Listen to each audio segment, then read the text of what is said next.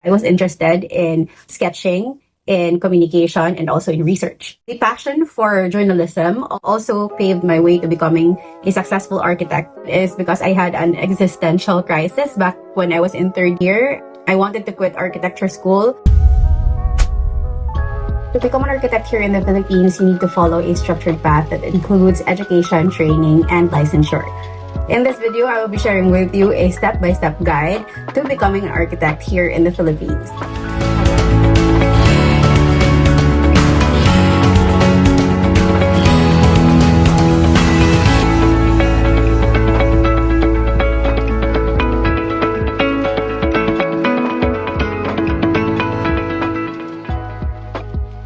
Hello and welcome to another episode of Archicessions, where we talk anything and everything architecture.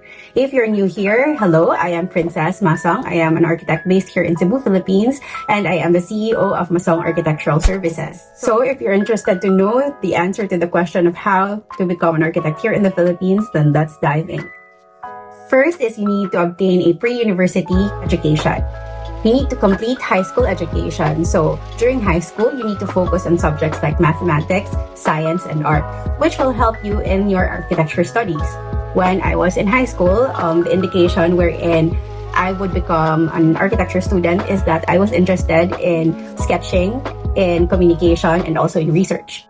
So initially, I had the choices of becoming a journalist or becoming an architect, and I wanted to take up journalism, but our family business was in construction. So my father suggested that I take up architecture. The passion for journalism also paved my way to becoming a successful architect because the process of research and news reporting, or the communication part of journalism, is also a crucial part in architecture. So that is my journey to taking up architecture in college. Second is earn a bachelor's degree in architecture. Pursue a Bachelor of Science in Architecture from a school accredited by the Commission on Higher Education, or CHED. This program typically lasts 5 years. So in my case, I graduated architecture school 6 years here in Cebu. That is because I had an existential crisis back when I was in third year. I wanted to quit architecture school, but my mom asked me to continue by getting the minimum number of units in a semester and then taking up the minor courses in summer. So that is how I graduated 6 years instead of 5 years in college. Your curriculum will include subjects like design, building technology, architectural history, and professional practice. Take in internships or practical training as part of your coursework to gain hands-on experience.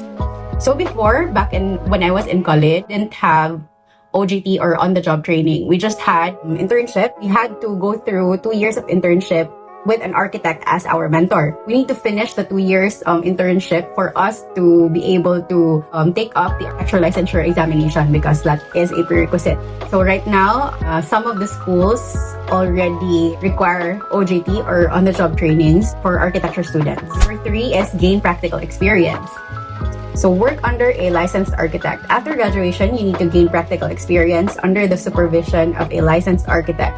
This is often part of the pre-licensure requirements. United Architects of the Philippines recommends gaining at least 2 years of diversified experience.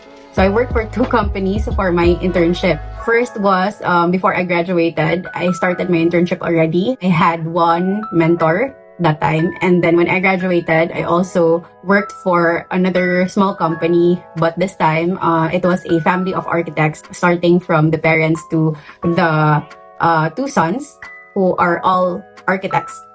The good thing about this is that you don't just gain the wisdom of one architect, you gain the wisdom of the whole family of architects.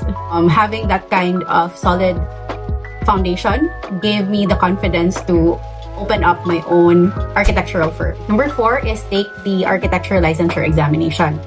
So prepare for the exam. Study the subjects covered in the architect licensure examination, or ALE, which include history and the theory of architecture, architectural design, structural design, building materials, and construction. Then you need to register for the exams. Apply to take the ALE administered by the Professional Regulation Commission, or the PRC.